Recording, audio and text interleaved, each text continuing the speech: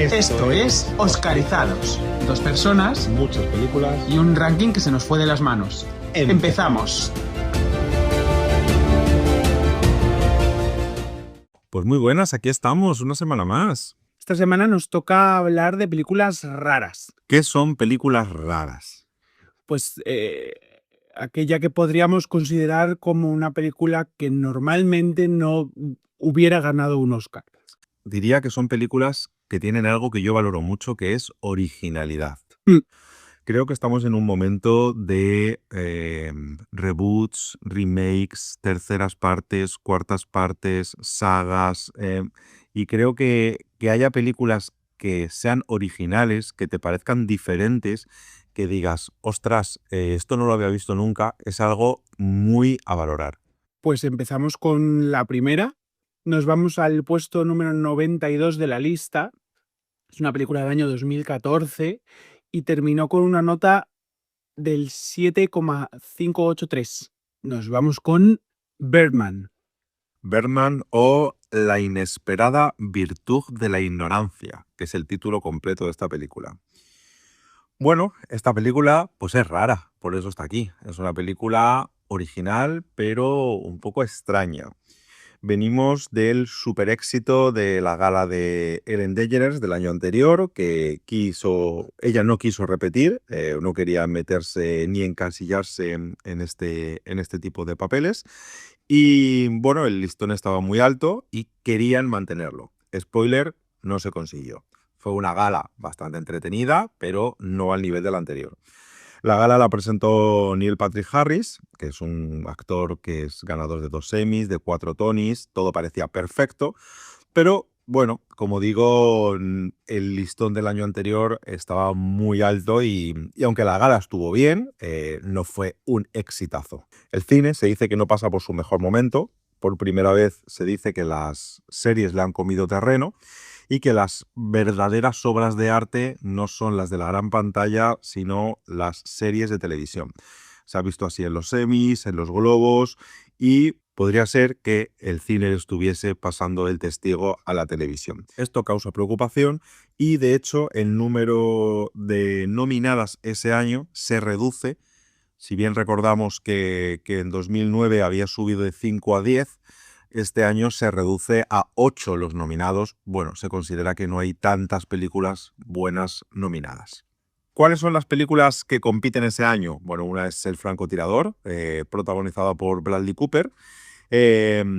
Imitation Game, sobre un matemático que descifró los códigos de los nazis, protagonizada por Benedict Cumberbatch en el papel de Alan Turing, que para mí era el ganador de este año a mejor actor principal, y una Keira Knightley nominada, que también está muy bien. La siguiente es El Gran Hotel Budapest, de Wes Anderson. Salma, que está basada en las marchas de los derechos del voto afroamericano, y La teoría del todo, que le da el Oscar principal a Eddie Redmayne por su interpretación de Stephen Hawking y su enfermedad, que es magistral. Whiplash, sobre un joven y ambicioso baterista de jazz, que le dio el Oscar actor secundario al actor J.K. Simmons. Pero había 2 películas que destacaban sobre todas las demás por lo que aquí nos compete, que es la originalidad. Y una de ellas partía como súper favorita y parecía una victoria segura, pero se quedó sin premio, que es Boyhood. Boyhood es una película muy original que te había ganado 3 Globos de Oro, a película, a director, actriz secundaria para Patricia Arquette. ¿Por qué es tan original? Cuenta los cambios reales de un chico de 6 años hasta que cumple los 18. Está protagonizado siempre por el mismo niño y sus padres, que son Patricia Arquette y Ethan Hawke en la película, pues estuvieron grabando durante 12 años, ¿no? Entonces es muy interesante, tiene un gran mérito, es una apuesta súper ambiciosa, pero ya, la película no fue muy buena. Entonces, la definición de una película costumbrista y contemplativa pues es elevada a la máxima potencia, pero encima sin ser, parece ser, del todo coherente. Entonces, algo que era más como un experimento, más que una película, pues acabó quedándose en un experimento no del todo resolutivo. Pero bueno, como apuesta, pues era algo muy original y muy interesante. Pero, como hemos hablado anteriormente, ya estaban aquí los mexicanos y aparece Berman, dirigida por Iñárritu, con 9 nominaciones. Es una mezcla casi autobiográfica del actor que lo protagoniza, que es Michael Keaton. Es un actor que se ha perdido, que durante décadas ha estado desaparecido, que fue muy reputado en su momento, que tuvo un gran papel importante interpretando a un superhéroe. Y esto había ocurrido como digo, con Michael Keaton, que en su momento dio vida a Batman en las películas de 1990 dirigidas por Tim Burton. Y habla de una persona, de un actor que ha caído, como digo, en el olvido y está a punto de estrenar una obra en Broadway. Cuenta con Emma Stone, que está espectacular, con Edward Norton, que está impresionante. Y si bien la película pues, es interesante y curiosa, además cuenta con unos momentos de alucinaciones del protagonista en los que habla con su alter ego superhéroe, incluso se pelea con él. Resulta bastante paranoica y perturbadora, pero es muy, muy interesante. Y además, lo más interesante de esta película es que cuenta con el trabajo de Lubensky, que es el director de fotografía, para mí, de los mejores que existen actualmente, con esa sensación de plano secuencia que persigue a los personajes de una manera magistral. Este director de fotografía el año anterior había ganado el Oscar con Cuarón por Gravity. Y su manera de dirigir, pues los actores, cómo hablan, incluso fuera de plano, cómo persigue la cámara al actor constantemente. Es muy difícil de hacer esta manera de grabar. Parece caótica, pero está completamente medida y es una fantasía de ver. Quizá, en mi opinión, a veces es un pelín excesiva. Sé que es lo que intenta en todo momento parecer, pero usa tanto ese recurso que al final se hace incluso agobiante. Pero bueno, es un recurso muy, muy, muy interesante y funciona de esa forma perfectamente caótica y hace que parezca que no está bien lo que realmente está perfectamente medido. Es una crítica al Hollywood, al ego, a la industria del cine y bueno, a cómo trata el cine y Hollywood a los actores, a la fama, a esos actores que van cumpliendo años, ese encasillamiento y bueno, la necesidad de validación cultural. Fue una apuesta muy arriesgada porque aunque encaja visualmente muy bien y tiene una narrativa única, resulta un poco incómoda. Y como digo, es una crítica a Hollywood. Y cuesta conectar un poco y a lo mejor no se empatiza demasiado con el elenco porque ninguno te cae bien. Y es una película que funciona formidablemente bien, aunque en la forma no lo parezca. ¿Con qué escena te quedas de la película? ¿Cuál es tu escena icónica o la que más recuerdas? A ver, creo que el momento de Michael Keaton andando en calzoncillos por Times Square es mítica y es una escena muy interesante. Y ver ya no solo esa escena, sino cómo la cámara va detrás de él, como he dicho, con esa dirección de Lubensky, me parece una maravilla esa película. Y hay un momento también de Emma Stone en la ventana, casi hacia el final de la película, que me parece una obra de arte y, bueno, interpretativamente me parece que está magistral, como está siempre Emma Stone. Yo la verdad es que no recuerdo una escena completa con tanta claridad como recuerdo la actuación de Edward Norton, que cada vez que aparece la película cambia de energía. Creo que tiene ese punto de actor absolutamente insoportable, brillante y consciente de que puede desestabilizar a todo el mundo con muy poquito. Me quedaría especialmente con los ensayos y con cómo empieza a empujar las escenas más allá de lo que estaba prevista, porque ahí se entiende perfectamente por qué Edward Norton roba tanto la atención.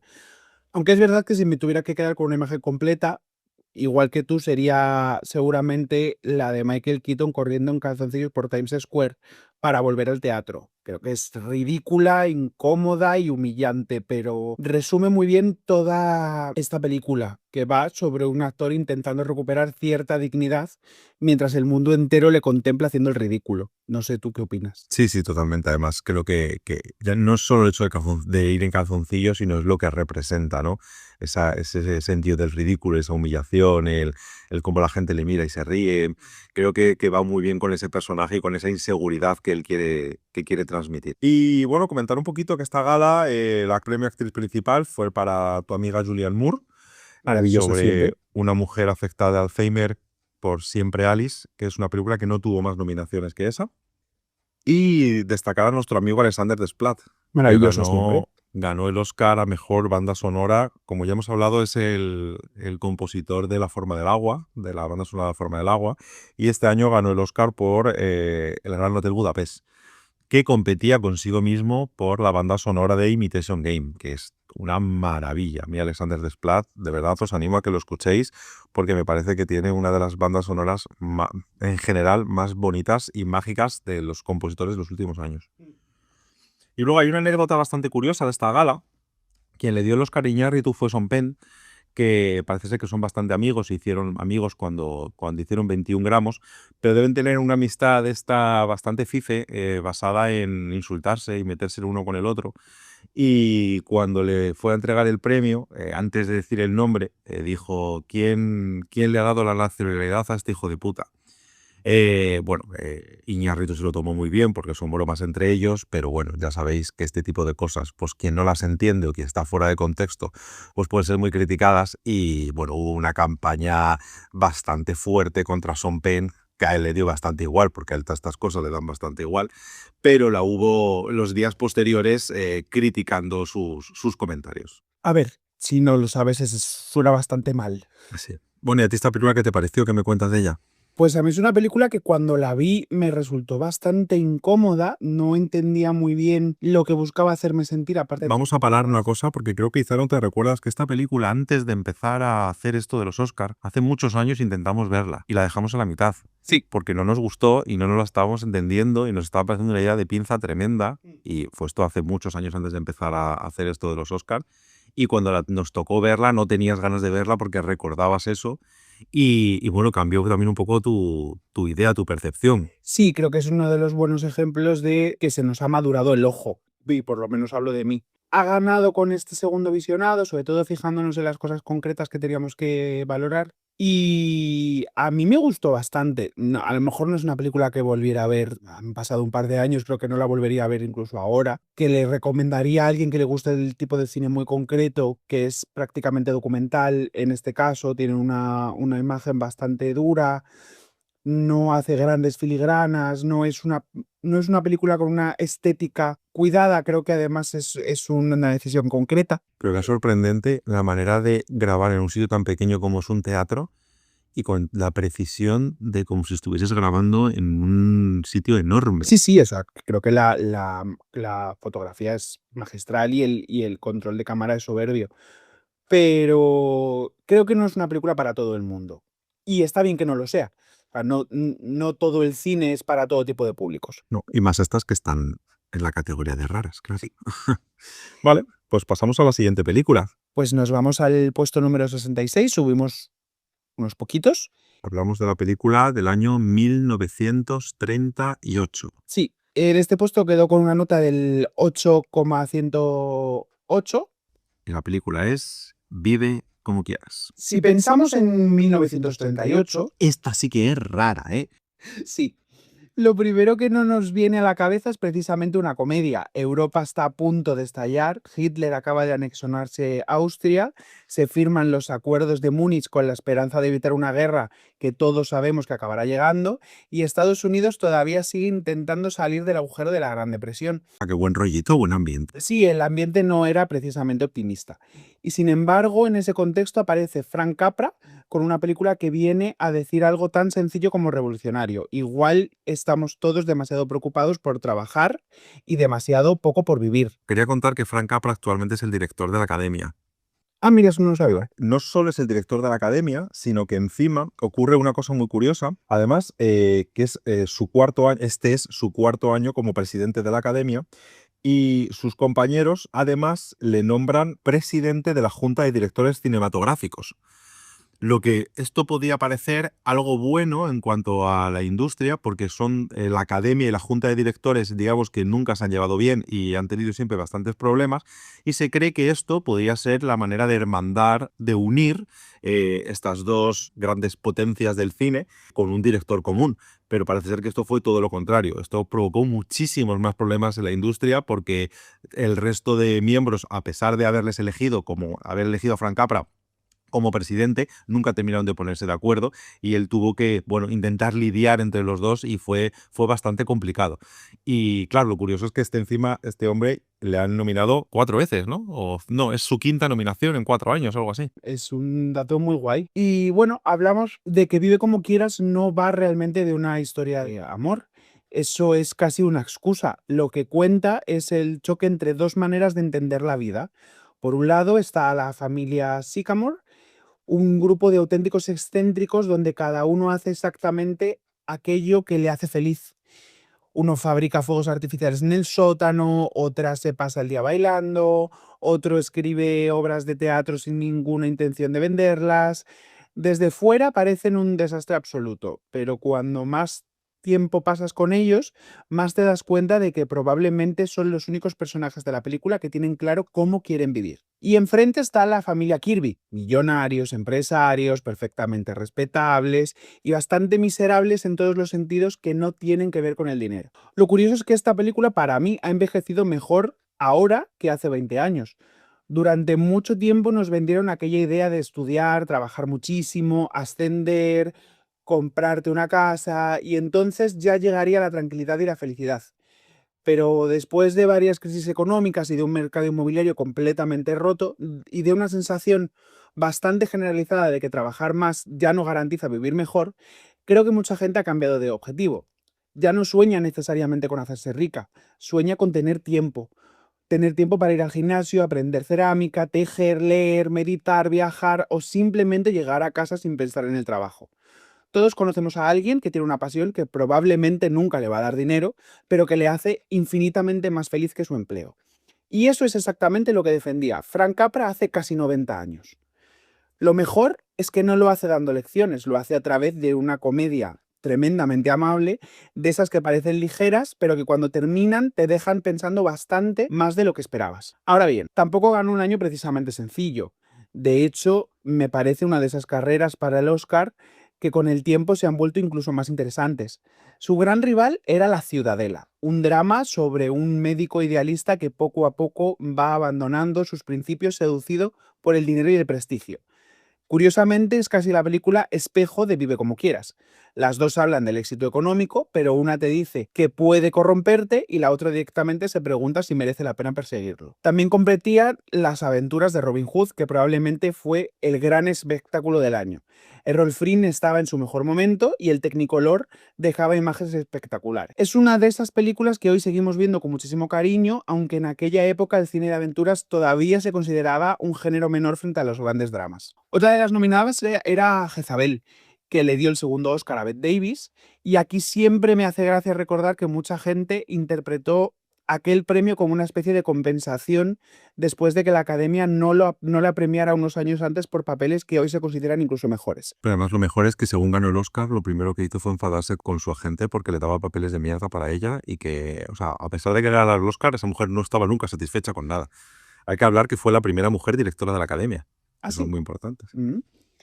Y luego tenemos Pygmalion, que seguramente os suene porque 20 años después acabaría convirtiéndose en My Fair Lady. Es curioso que una historia que terminaría dando lugar a otra ganadora del Oscar estuviera ya aquí compitiendo. Pero la competidora que más llama la atención con perspectiva es La Gran Ilusión, de Jean Renoir. No ganó, pero hizo historia al convertirse en la primera película en habla no inglesa nominada al Oscar a Mejor Película.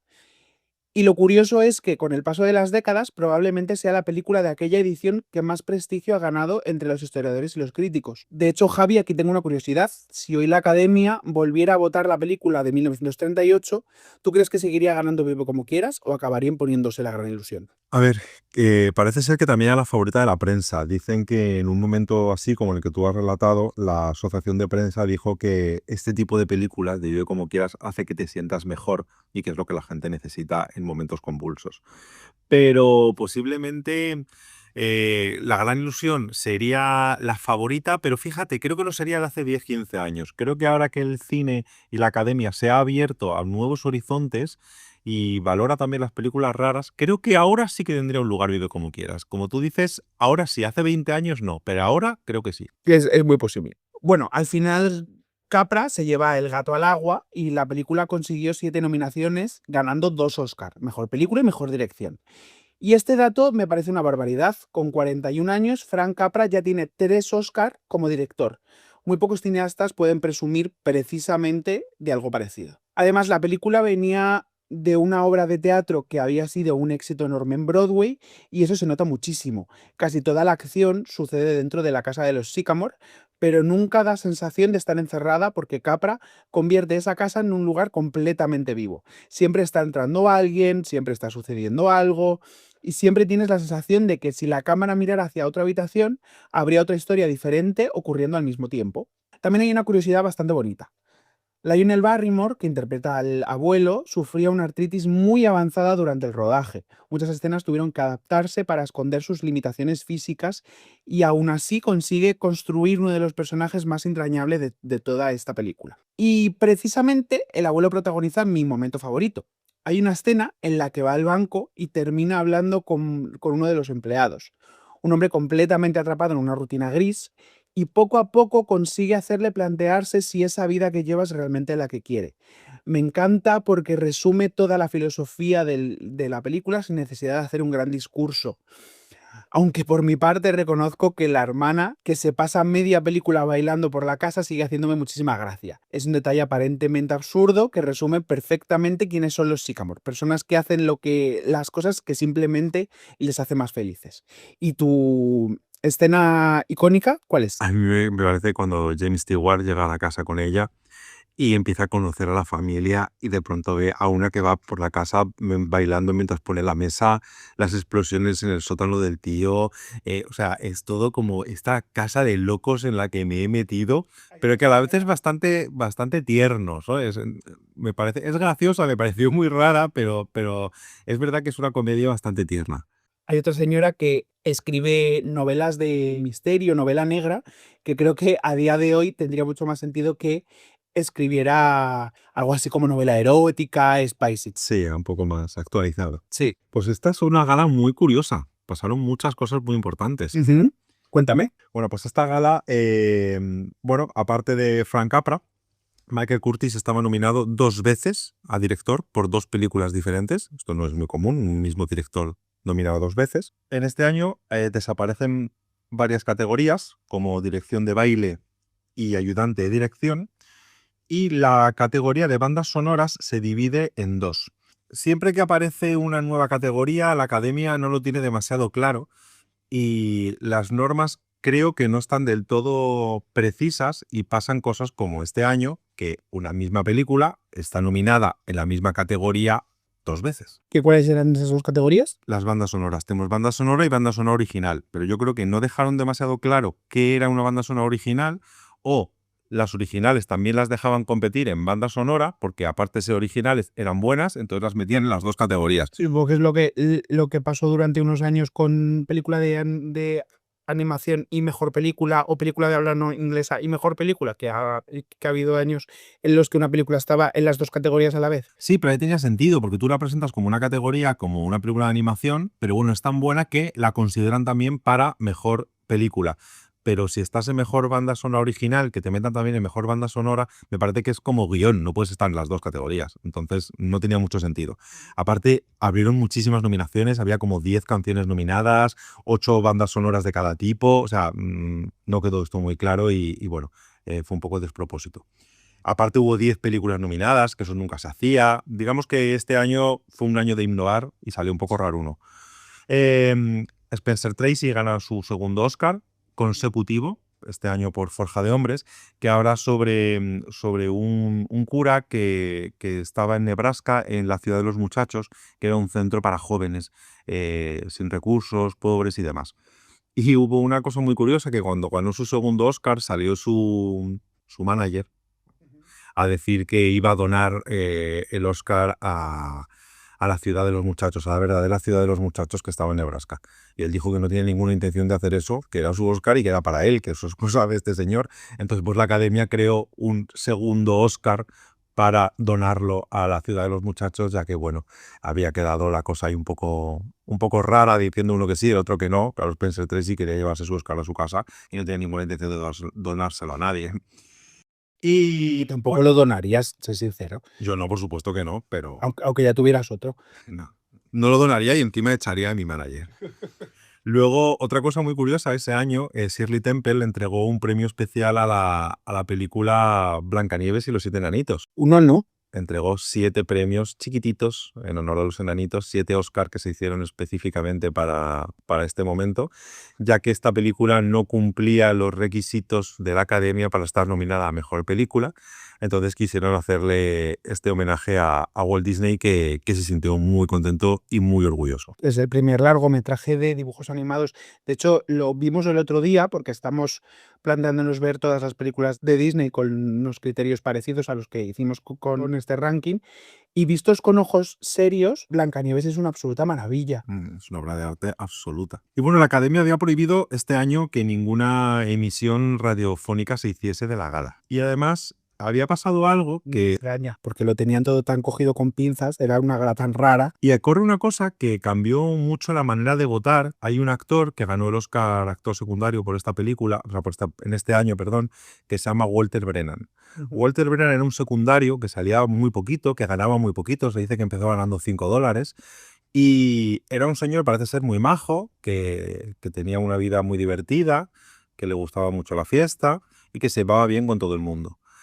Y en aquel momento la manera de votar, todo el mundo que participaba en la película podía votar. Los extras podían votar, los secundarios podían votar, todo el que pasaba por allí podía votar.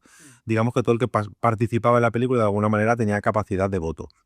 No estaba muy claro todavía el tema de los miembros de la academia y demás. Y más que de miembros de la academia, los miembros que tenían capacidad de votar y los que no.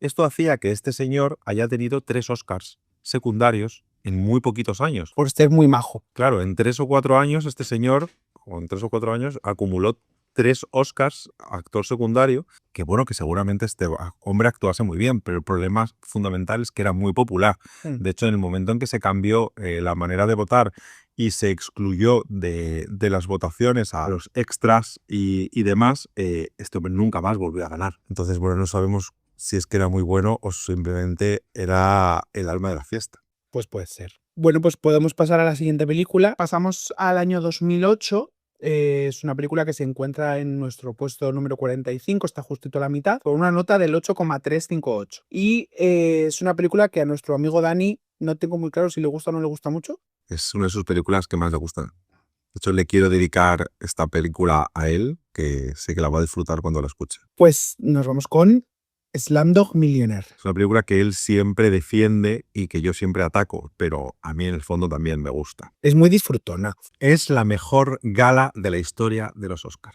Ya lo he dicho. Tras el desastre de la gala de 2007, que además tuvo, no sé si lo recordáis, de cuando hablamos de No es país para viejos, que había tenido una huelga de guionistas anterior que casi acaba con la gala, pues habían contratado a Baz Luhrmann, que es el director de Moulin Rouge, para crear una pedazo de gala con un súper escenario, con la orquesta en el escenario en vez de en el foso, y eligieron como presentador al polifacético Hugh Jackman, que es como la reina del pop, porque canta, actúa, pinta, escribe poemas y todo lo hace bien. Y encima había resultado el hombre más atractivo del mundo para la revista People. Estaba Hugh Jackman en su momento álgido. Hizo una presentación musical de todas las películas nominadas que fue apoteósica, que la podéis ver en YouTube y os lo recomiendo. Y bueno, se viralizó porque fue impresionante. Además contó con la ayuda de Anne Hathaway, que parecía que no pintaba nada y la sacó y estaba todo preparadísimo. Luego tuvo un número musical con Beyoncé. Bueno, este sí que es digno de ver. Además es un homenaje a todos los grandes musicales, tanto de ese mismo año como de años anteriores. De hecho, una de las cosas que más ilusión me hizo es que se valoró incluir a los actores de High School Musical, que nunca se ha considerado un gran musical, aunque sí que fue un fenómeno para cualquier adolescente que le interesara un poquito el mundo musical. De hecho, es lo que iba a comentar, que se unieron luego a cantar Zac Efron y Vanessa Hudgens y Amanda Seyfried y Dominic Cooper, protagonistas de Mamma Mía y de High School Musical. Bueno, aparte de que la gran protagonista de todo ese número, junto con Hugh Jackman, fue Beyoncé, que estuvo sobresaliente. Bueno, las películas que estaban nominadas. Milk, que trata sobre el político y defensor de la lucha de los derechos homosexuales Harvey Milk, que le dio a Sean Penn su segundo Oscar. La mítica entrevista entre el presidente Nixon y el periodista David Frost, que le supuso la nominación a David Langella. La favorita, con 13 nominaciones, que era El curioso caso de Benjamin Button, con un Brad Pitt nominado a Mejor Actor Principal. ¿Estuvo Kate Blanchett nominada? No, Kate Blanchett no. Estuvo tu amiga Tajari. Taraji P. Henson. Un saludo para Tajari. Que Javi no sabe decir su nombre. Estuvo nominada a actriz secundaria. Y The Reader, que es un romance secreto entre un joven y una mujer adulta en la Alemania de posguerra con un oscuro pasado nazi. Esta película le dio el Oscar a la actriz principal a Kate Winslet, que ese mismo año protagonizó otra película que se llama Revolutionary Road con Leonardo DiCaprio, que a mí me parece que hace muchísimo mejor papel y es por el que yo la había premiado, pero ni siquiera la nominaron. No, y además es un caso raro porque en los Globos de Oro ocurre una cosa que no ocurre en los Oscars, que es que las películas están diferenciadas entre drama y comedia o musical. Y lo que hicieron fue repartir estas dos interpretaciones para que no compitiera consigo misma, repartir el voto, y fue nominada a Mejor Actriz Dramática por Revolutionary Road y a Mejor Actriz Secundaria por The Reader. Y ganó los dos.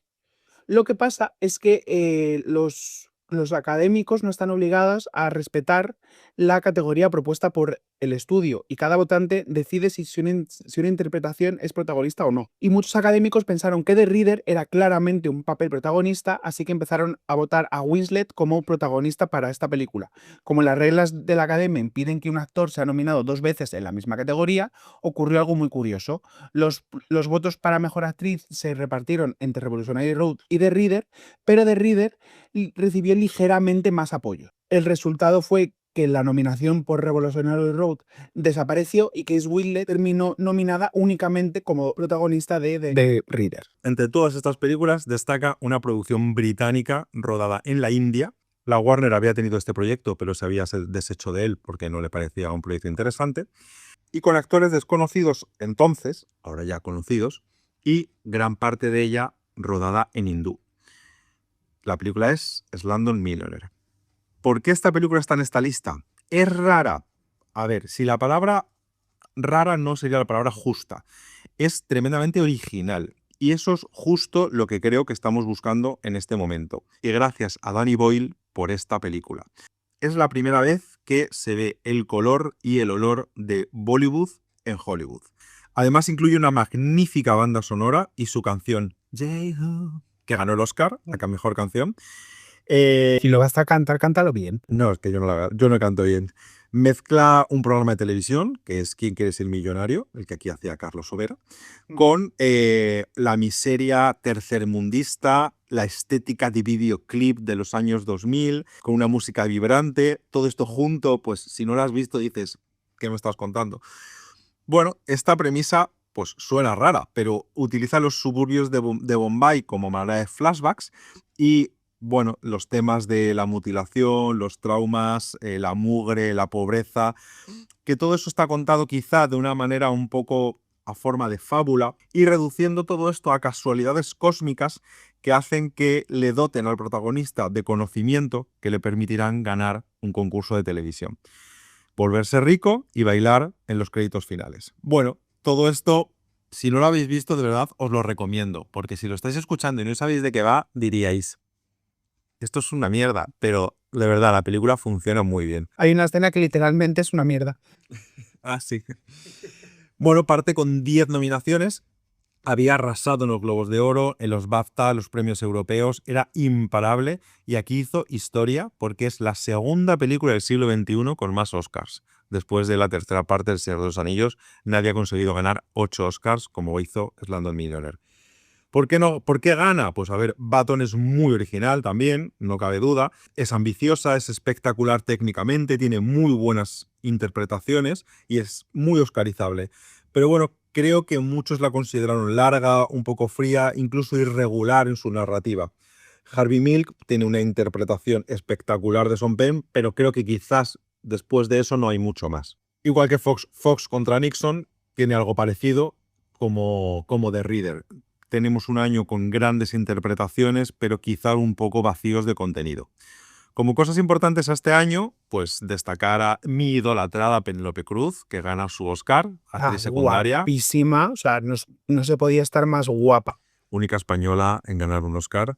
Tenemos otras películas ese año importantes no nominadas, como fue El luchador, protagonizada por Mickey Rourke, que parecía que iba a ser el favorito en ganar el Oscar. Y luego una película que quiero destacar, que no estuvo nominada a Mejor Película, pero para mí es 100% interpretativa y un peliculón de ese año, que es La duda, protagonizada por Meryl Streep, Philip Seymour Hoffman, Amy Adams y mi amada, hasta entonces desconocida Viola Davis, y estuvieron todos nominados, los 4 nominados. ¿La duda como película no estuvo nominada? No. Pues es una maravilla de película, la verdad.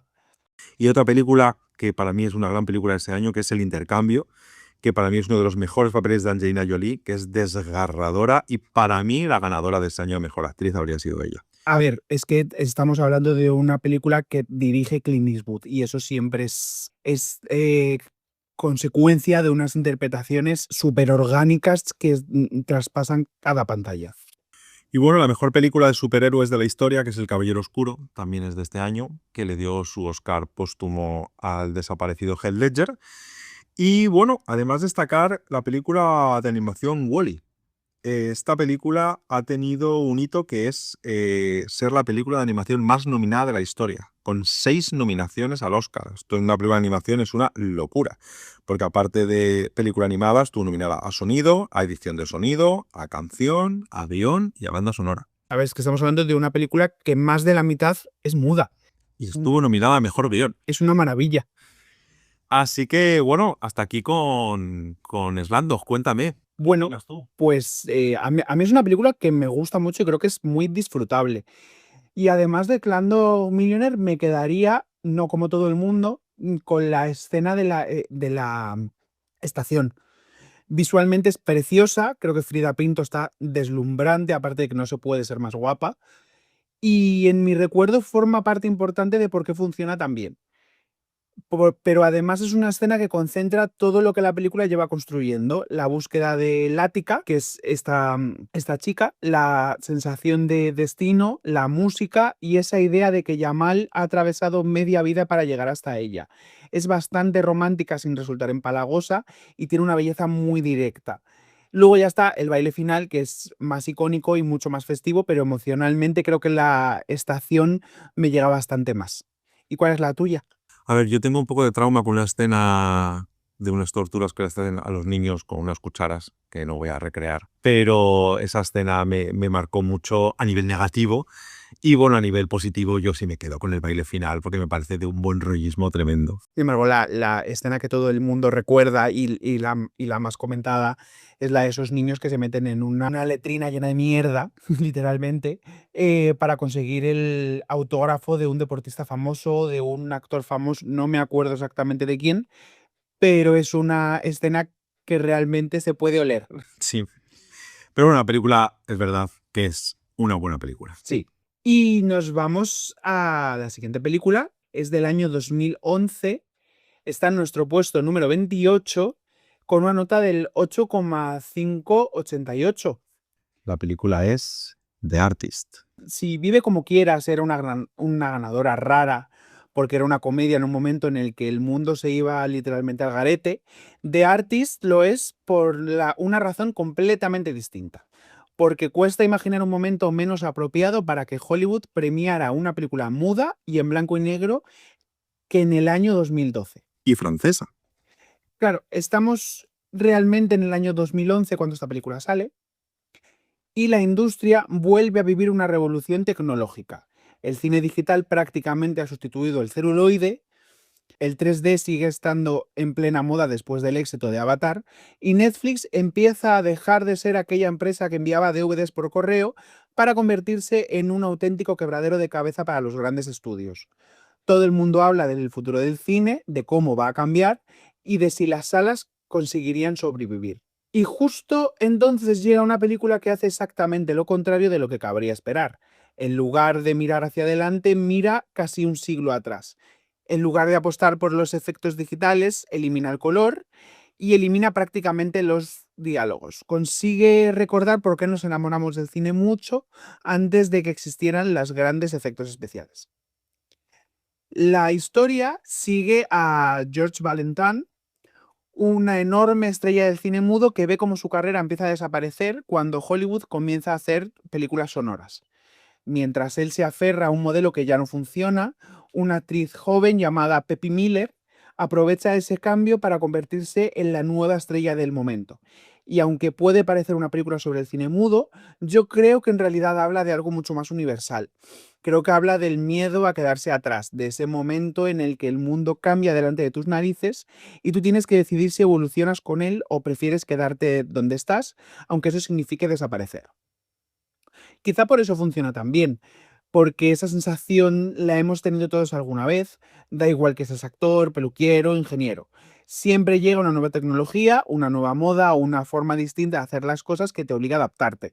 Y The Artist consigue contar todo esto precisamente sin necesidad de palabras. Además ganó en un año bastante curioso. Su principal rival era La invención de Hugo, de Martin Scorsese. Y me encanta que las dos grandes favoritas hablaran exactamente del mismo tema, el amor al cine. Solo que una lo hacía desde un lugar diferente, ya que Hugo miraba el nacimiento del cine y a la figura de Georges Méliès, reivindicando la magia de los primeros trucos cinematográficos. De Artis, en cambio, mira las grandes estrellas del cine mudo que fueron desapareciendo cuando llegaron las películas habladas. Es casi como si toda aquella ceremonia fuera una enorme carta de amor a los orígenes del cine. También competía Moneyball, que es una de esas películas que parece haber ganado prestigio con los años. De hecho, tengo la sensación de que hay mucha más gente la considera una de las mejores películas de aquella edición que cuando realmente se estrenó. Estaban también Los Descendientes, con George Clooney haciendo uno de sus papeles que parecían escritos para ganar el Oscar, y Midnight en París, que es mi favorita realmente ese año, probablemente la última película de Woody Allen que consigue un consenso casi absoluto entre el público y la crítica antes de que toda la conversación alrededor de su figura cambiara por completo. Y luego está El árbol de la vida. Creo que pocas películas han dividido tanto a los aficionados al cine. Aburrida. Hay quien la considera una auténtica obra de arte y una de las mejores películas del siglo XXI, y hay quien no consigue terminarla sin mirar el reloj 20 veces. Javi, aquí tengo una curiosidad. ¿Tú en qué grupo estás? Ya he contestado. No me gusta nada esa película. Me parece un coñazo. Creo que Terrence Malick hace imposible quedarse en un punto intermedio. Yo no la he visto, con lo cual no puedo opinar. Pero creo que sería más de los de el grupo de Javi. Al final de Artist consiguió 10 nominaciones y ganó 5 Oscars. Mejor película, director, actor para John Dujardin, banda sonora y vestuario. Y dejó varios hitos bastante importantes. John Dujardin se convierte en el primer actor francés que ganaba el Oscar protagonista. Francia consigue su primer Oscar a mejor película y además se rompió una sequía histórica. Desde Alas, la vencedora de la primera edición de los Oscar en 1929, ninguna película muda había vuelto a ganar el premio. Habían pasado 83 años. Solo por eso ya ocupó un lugar bastante único dentro del palmarés de la Academia. Pero si hay una historia realmente curiosa alrededor de The Artist, es la polémica con Vértigo. Hacia el final de la película hay una escena especialmente emotiva que utiliza el Scène d'amour, una composición de Bernard Herrmann escrita para la película de Hitchcock. Y claro, estamos hablando de una de las piezas musicales más importantes de toda la historia del cine, merece la pena escucharla, y enseguida aparecieron críticos diciendo que era una especie de atajo emocional, que si utilizas una música tan poderosa es muy difícil que la escena no funcione. Pero quien de verdad se enfadó fue Kim Novak, la protagonista de Vértigo. Publicó una carta abierta bastante dura diciendo que habían violado la obra de Bernard Herrmann al sacar esa música del contexto para el que había sido creada. No le molestaba el homenaje a Hitchcock en absoluto, sino que una pieza con un significado tan concreto se utilizara para contar otra historia completamente diferente. Y la verdad es que me parece un debate bastante interesante porque ¿dónde está el límite entre el homenaje y el préstamo? ¿Hasta qué punto una banda sonora pertenece para siempre a una película? Yo no tengo realmente una respuesta clara, de hecho, cuando vuelves a ver esa escena sigue funcionando igual de bien, pero es imposible no preguntarse cuánto emocionó la escena y cuánto emociona realmente la música de Herrmann. Por cierto, otro que salió de aquella ceremonia convertido en una estrella fue Oogie, el perro de esta película. Durante unos meses apareció absolutamente en todas partes, programas de televisión, alfombras rojas, entrevistas. Probablemente tuvo una agenda mucho más intensa que algunos de los actores nominados. El año de los perros, porque Hazanavicius le agradeció... ¿Quién? ¿Puedes repetir el nombre, por favor? No. Michael Hazanavicius. ¿Cómo? Hazanavicius. Esa está bien. Hazanavicius, Vale. el director de The Artist, que ganó el Oscar, le agradeció también a su perro y a su inspiración, que es Billy Wilder, Billy Wilder y Billy Wilder. Es uno de estos que yo no sé quién es. Y eso que has visto toda su filmografía, pero... Ya, bueno, pero ya sabemos que tengo una pequeña tara con eso. Y ya que estamos hablando de momentos memorables, mi escena favorita es probablemente la más sencilla de toda la película.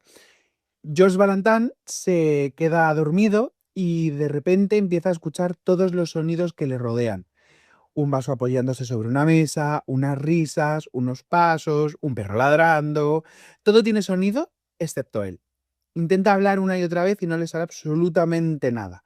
Me parece una idea brillantísima porque consigue transmitir el terror que supone la llegada del cine sonoro utilizando precisamente una película muda. Aunque reconozco que Jean Dujardin y Bérénice Bejo también ayudan muchísimo. Él tiene ese carisma de estrella clásica que entiendes desde el primer minuto y ella es absolutamente encantadora. Es muy fácil querer que esta pareja funcione. ¿Cuál es tu escena icónica? Esa escena para mí me parece fundamental. Esa escena con el sonido es impresionante. Creo que Bérénice está estupenda. Estuvo nominada a actriz secundaria, pero no ganó porque se lo llevó la maravillosa Octavia Spencer por Criadas y Señoras. Y bueno, sí, me quedaría con esa escena. Es una película que me sorprendió que me gustase y me parece tan entretenida porque la premisa de películas mudas es verdad que a mí me cuesta. Sí, no tengo ningún problema, por supuesto, con el cine clásico, cine antiguo, ni en blanco y negro, pero el cine mudo me cuesta un poquito más. Y está muy inteligentemente hecha. Y creo que, no sé si la palabra es rara, pero desde luego es atrevida.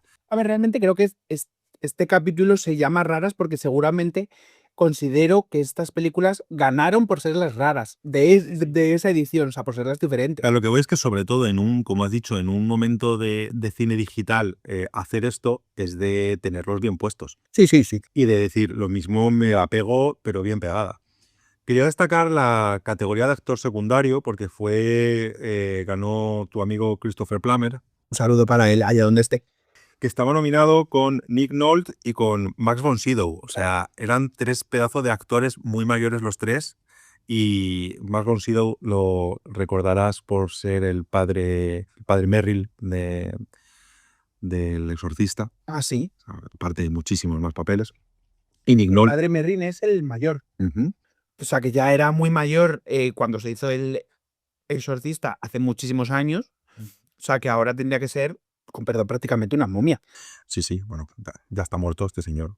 Bueno, murió, Un beso para él allá donde esté también. Murió en el 2020, pero sí, eran tres personajes, tres actores bastante importantes, bastante mayores, nominados a la misma categoría. Fue también el año de Meryl Streep, otra vez, actriz principal por La Dama de Hierro. Que fue con una bata. Que fue una bata porque no tenía pensado ir ese año, yo creo, se le olvidó que estaba nominada y dijo, pues me pongo lo primero que tenga, y era una bata. Bueno, también estaba pues, la olvidada Glenn Close, Viola Davis, nominadas ese año. Aparte de las que has comentado, ese año también estuvo nominada War Horse. Con una banda sonora excelsa, o sea, creo que es preciosa. Curiosamente ese año, ahora que comentas lo de la banda sonora de War Horse, ese año estuvo John Williams nominado por esa banda sonora que no ganó. Estuvo nominado otra vez consigo mismo. Pues la película, tenemos que recordar que es la persona que ha competido más veces consigo mismo por las aventuras de Tintín, y quien lo ganó fue The Artist, la banda sonora. Y otra película nominada, que es Criadas y Señoras, que para mí es una absoluta maravilla. Con un reparto impresionante, Viola Davis, Octavia Spencer, que hemos dicho que gana el Oscar, Emma Stone, Bryce Dallas Howard, Jessica Chastain, ¿no? Las dos pelirrojas que la gente confunde. Un peliculón que si no habéis visto os lo recomiendo mucho. Sí, además en Disney Plus. Es una muy buena película para un domingo por la tarde, o sea, para una sesión así como tranquilita, está muy guay. Bueno, comentar que el guión original fue para Woody Allen por Midnight in Paris, que es verdad que es una película también rara. Bueno, a ver, es una película de las que hace Woody Allen, que te coge una ciudad, te la llena de gente neurótica y pues ya tienes todo el trabajo hecho. Pero es Es bastante entretenida, a mí me gustó mucho y creo que es una película bastante disfrutable. Bueno, y hasta aquí estamos. Y nos vamos con la película seguramente más controvertida de todo este episodio, que es la película del año 2022. A ver, es controvertida por haber ganado, no por rara, desde luego. Está en el puesto número 17 con un 8,808 y es Todo a la vez en todas partes. Rara, rara, rara. Es un TikTok de 3 horas. Cuando la gala 95 de los Oscars llega en marzo del 23, la Academia parece enfrentarse a una decisión que llevaba muchos años evitando: seguir premiando películas prestigiosas y relativamente convencionales, o por fin abrazarse al progreso, al cine libre, extravagante y contemporáneo. Y por primera vez gana la segunda opción. Sí. Toda la vez en todas partes llega como la gran favorita, tras haber conquistado prácticamente toda la temporada de premios. Parte con 11 nominaciones y se lleva 7. Película, dirección, actriz principal, actor secundario, actriz secundaria, guión original y montaje, con 3 premios interpretativos. Esto es algo que ha pasado muy pocas veces en la historia del cine, con Un tranvía llamado Deseo y poco más.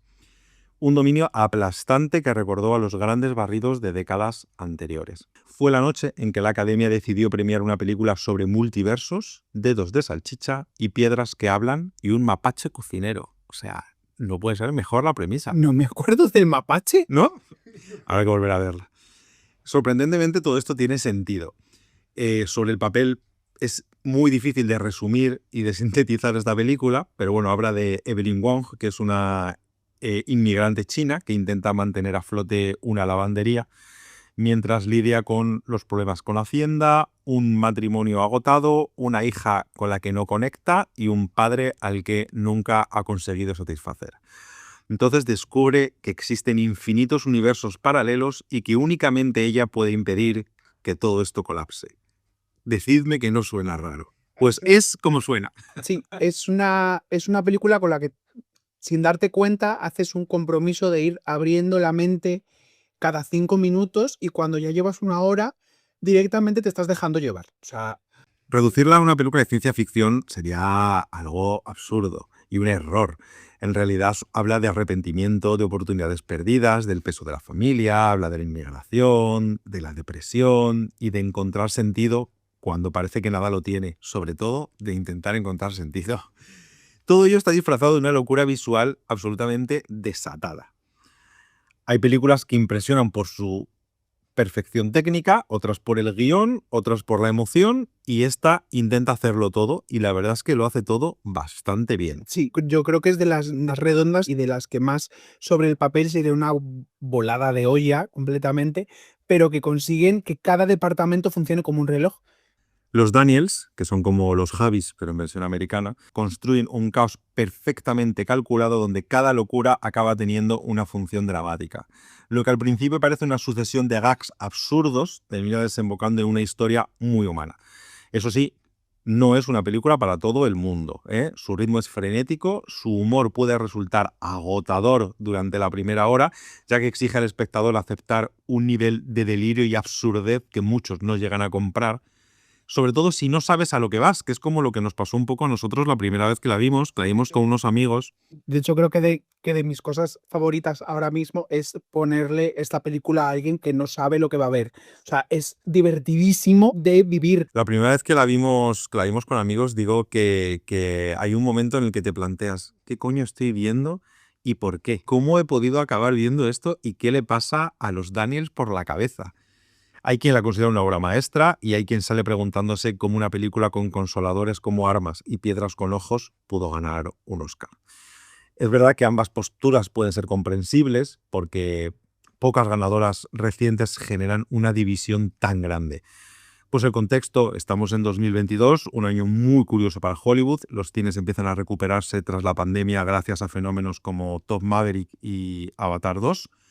Y el cine de autor sigue en sequía, aunque empiezan a aparecer películas como Tar, Almas en pena en Irishain y Los Fabelmans. Y en medio de todo esto, pues aparece esta pequeña producción de un presupuesto modesto que termina convirtiéndose en el fenómeno crítico del año. ¿Por qué gana esta película? Pues es la película que mejor representa hacia dónde quiere mirar la academia. Tiene originalidad, que es algo que yo valoro muchísimo. Tiene riesgo, tiene representación y además cuenta una historia muy humana bajo una presencia delirante. No se puede ignorar. O te gusta mucho o te horripila. Michelle Yeoh hizo historia convirtiéndose en la primera actriz asiática en ganar el Oscar a la mejor actriz protagonista, que para mí está increíble todo lo que hace en la película. Es verdad que competía con una Cate Blanchett soberbia y sobresaliente en Tar, pero para mí Michelle Yeoh me conquistó. Es que creo que hace una cosa mucho más complicada, sin desmerecer en absolutamente nada a Cate Blanchett, que creo que en Tar está soberbia y creo que hace un papel posiblemente el mejor de toda su carrera, pero creo que lo que hace Michelle Yeoh es mucho más difícil porque toda la vez en todas partes exige a todos esos actores que hagan cosas completamente diferentes, abordan muchísimos registros, muchísimos personajes dentro de que son la misma persona todo el rato. Creo que lo que consiguen es mucho más complicado de resultar creíble durante tantísimo tiempo. Sí. Jonathan Ke Quan coprotagoniza uno de los regresos más emocionantes que se recuerdan en Hollywood.